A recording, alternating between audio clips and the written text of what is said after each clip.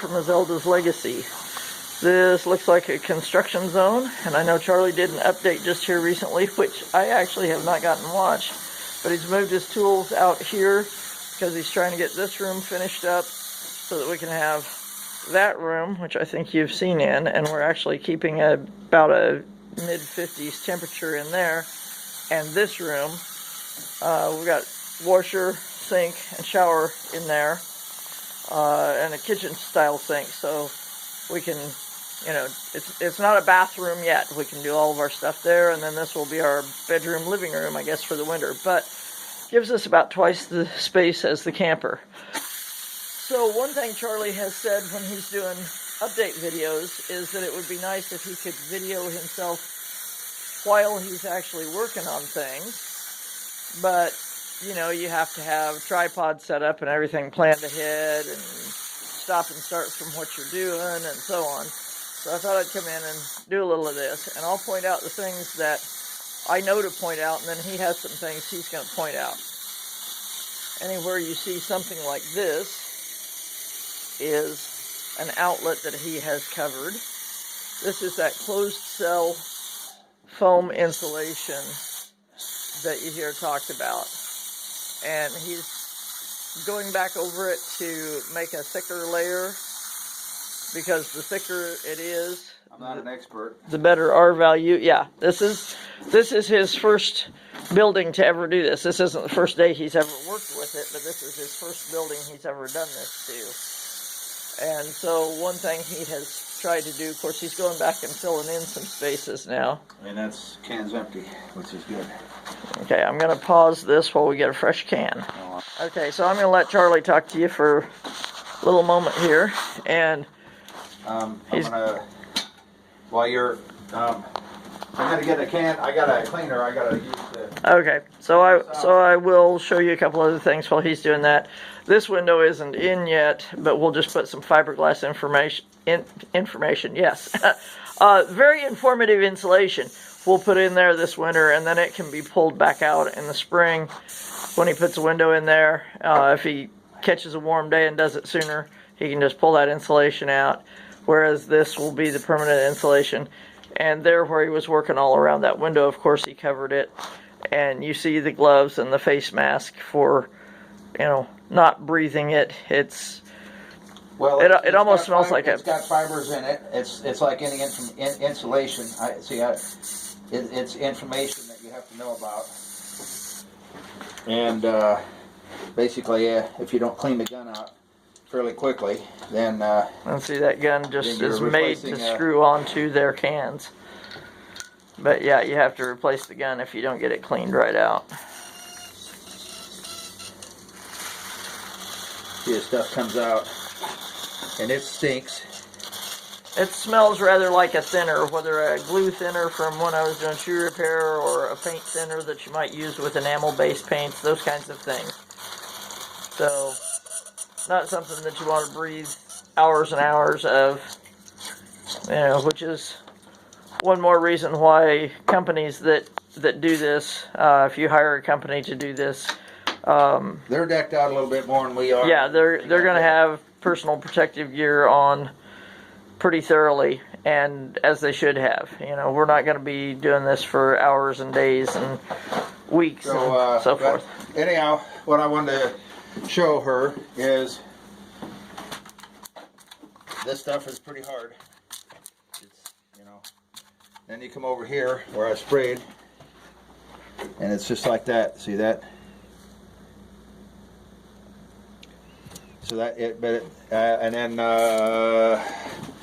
this I did it a little bit. Now it's still soft. It could be the temperatures. See, that's thicker. That's not wanting to. So just spots as he's hit it. It's this like is 40. It's kind of medium. It's in the more the 40s, mid to upper 40s in here, and but. And the range that they want you to work in is, well, 40 to 70 -ish. 60. They'd rather have it's like 68, but I'm not going to get 68 in here until I get more insulation in. So we're putting more insulation in order to get there. Insulation, and it's supposed to get colder from now on. for you people in the south, it's in the 40s, and it's actually nice, but low 40s outside. But it's supposed to be in the low 30s for the next a while. It is winter, and We cannot the days are complain. starting to get a little longer. It is winter, so as she told you, I got fiberglass insulation. It's 15 inches wide, 3 inches thick, 3.5 inches, so it'll fit in here. So I'm going to put a temporary board in here, so I'll be able to put a 15 and a 15. So that'll insulate that, and that'll be nice. I'm going to take some of this stuff and chuck, and I'm going to put it all the way across here, so that'll insulate from this 2x4 to here, and it's already insulated up on top. And I can go up and show you bounce that. up and show you real quick after. I'm going to take also some of this. This is temporary. I'm going to spray this in after, but I have some stuff I have to do. Some wiring yet to be done, so you can't close up the spaces. And I have Give me just a second here. This wire is not going to be accessed. Obviously, you know, if an electrician came in here to look at things, he could see that this is, you know, where this is running to, and that it's right. But he's not going to be able to get in there and do anything different to that wire, hook anything else up to it, and he still has. So I got this, which is going to go right here, across from that other one, and that her lights are going to you'll see them in another video when them are up. Right. This is going to be wired directly into this outlet. Yes, it'll be 12-2, because this is 12-2, so this has to be 12-2. You can't change it, and I don't plan on it. So this will go here, and it'll be it'll jump off of this, so it's not going to be a problem like this one. That's what this is. And I'm done here, so you can kind of see. This is what I got. This wire here is not hooked up, so don't freak out. I'll shut the power off, and then I'll hook this to this. And now this down here is just a regular plug-in. Yeah. But he can jump the light off of it. But I do this, like I said, in order to keep the insulation from getting in places like that, so where it would be in the way. Plus, I have another outlet that's going to go down here. So I'm going to run it from the breaker box over to here, and then then the wire will continue on to 2 more outlets for our Wi-Fi and some other stuff. So once that's done, that's not going to affect anything here, but once that's done, then I can finish this off. And then I have this piece.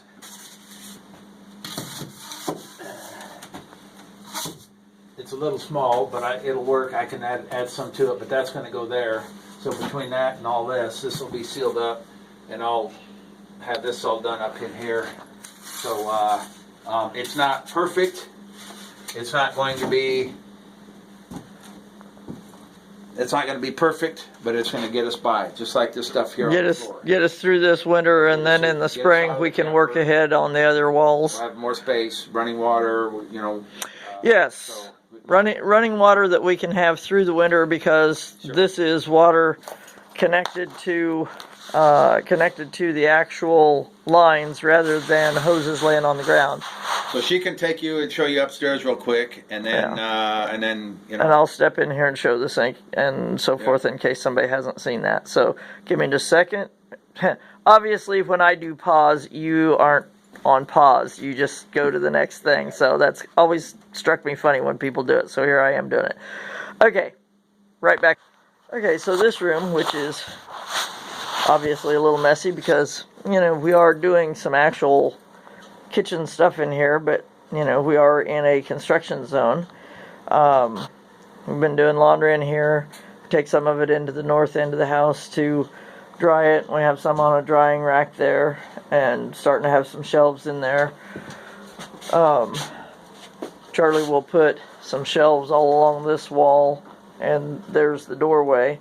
He'll put some shelves all along this wall so that we can store dry goods, canned goods, whatever we need to there. And there's already a shower in place that we got from some good friends of ours. It's not the shower that will eventually be there. The shower that will eventually be there will go from this board all the way over to the wall. You know, standard, like 5 foot, I guess it is, shower. But this is one like you would use in a construction trailer or something, a temporary setup. But, you know, an actual functional real shower. So that's been quite nice to be able to come over here and have 59 degrees or something like it to be able to shower, which, you know, otherwise last winter we were going to motel room using points that Charlie had accumulated on various, you know, different points cards and so forth. So, you know, and the sink my sister found for us kind of second, third-handedly. My sister Layla found that, and so we used it as an outdoor sink during our fiesta. Bob built the framework for it, Bob, our pastor.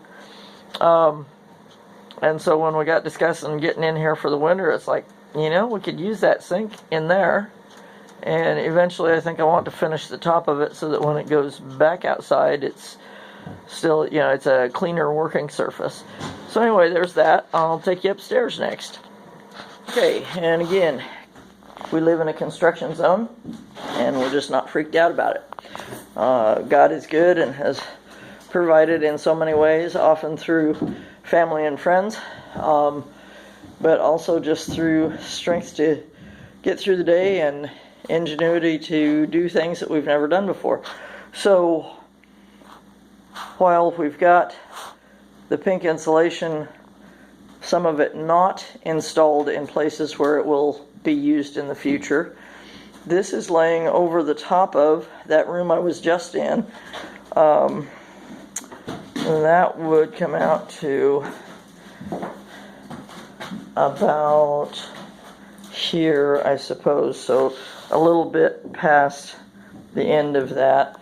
And then this part would be over that bedroom that we were just in, which will be kind of our bedroom living room for this winter.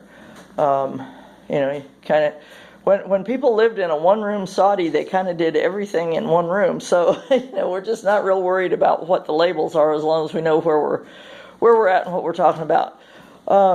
He was talking about putting some small pieces. The little scrap pieces even are not wasted. That's what's working in underneath the eaves, because otherwise you would have air gaps like this where we would have heat loss. So with the winter closing down on us, we had too many road trips, too many projects, too many things that needed to be done and that we don't regret doing, but things that took up our warm days sometimes. So too many of those for us to get finished with all that spray foam. And so this is a way to get through it. And when we get to next spring, then we'll, you know, pull these things out and he'll start spray foaming this ceiling. For the time being, we'll end up with more of this sheet plywood or sheet insulation over here to fill in around the stairwell. And then, like he said, about the last place that he was showing you, that he would be getting filled in and blocked off would be right there by these top two steps. And as you can see, even the steps are still a temporary thing, but we're not having a bunch of company running up and down them at this point. So anyway, there's that. And I thought I'd come over here and show you this little piece. This is the future plan for how this wall will be painted. Yes, it's just a rough sketch, but that's how this wall will be painted. And you can see there's a doorway through into the attic. That center board will be pulled out of there, and the top of that will be raised up a little bit. But that will be this part right here. That's what will be painted on the door into there, to look like the entrance to the tomb. And the wall itself will have the 3 crosses up there on a hill painted in the middle. So, so it'll tie in with that. So that's our plan there, and eventually he will block in. I'll see if I can get so this will show decently. Okay, so from here he will come straight down, so there will be little storage spaces along under the eaves from here all the way down the wall. This will be a storage space, and that will make it a vertical wall, and we'll put the timeline up on that. The ceiling, eventually I will paint, I was thinking painting trees coming up it like that and extending up onto the ceiling. Well, if we're doing a vertical wall there, then like he said, if we can put that timeline there, anybody that knows us very well knows what I'm talking about with the timeline. But this is 24 and this is 24. And I believe we can come across that back wall with some of it.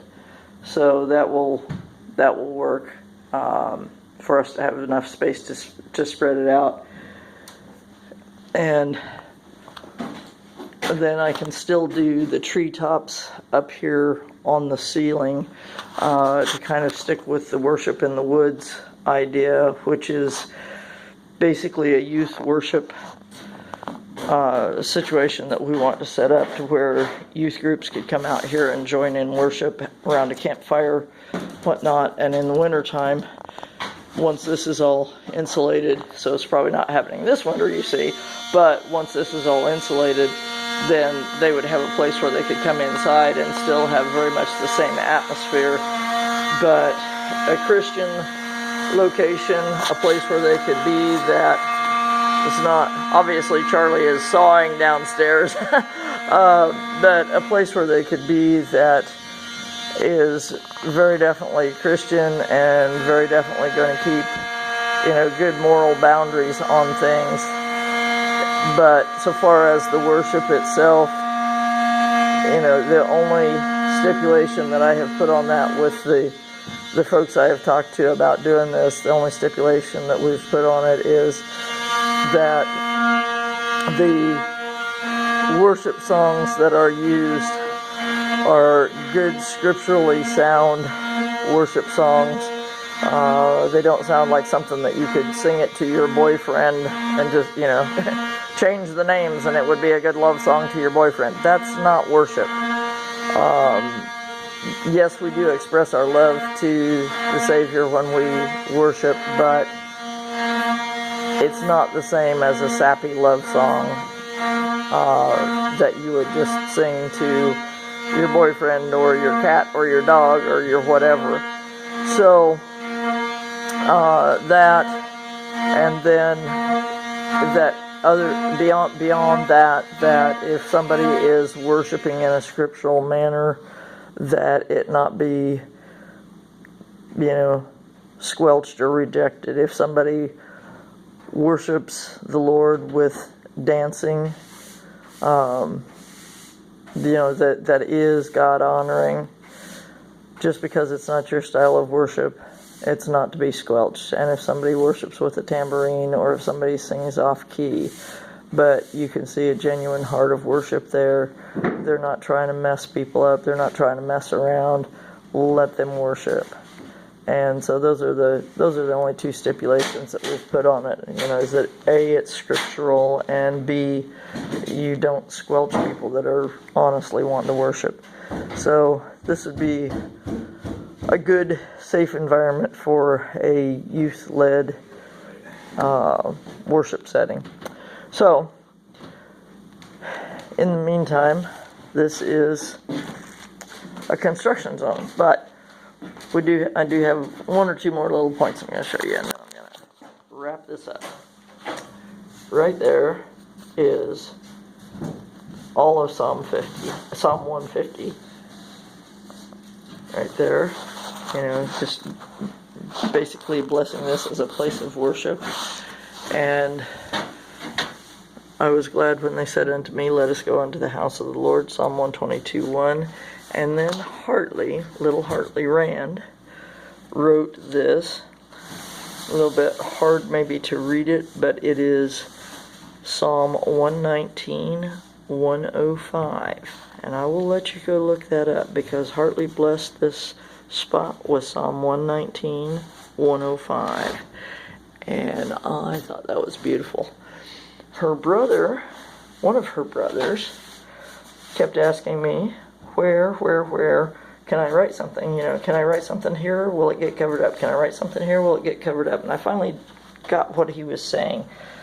He wanted to write something where it wasn't going to get painted over or whatever. And so when I told him that we were in fact going to take pictures of all of these and put them into a notebook so that people could see them in the years to come, even after there's paint, even after there's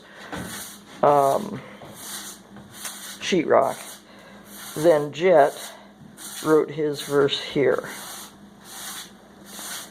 And it speaks for itself.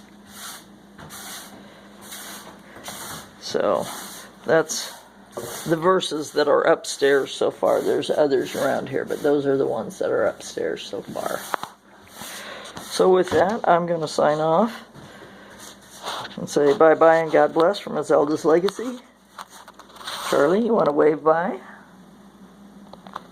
And he's continuing right on working. So, till next time. Bye.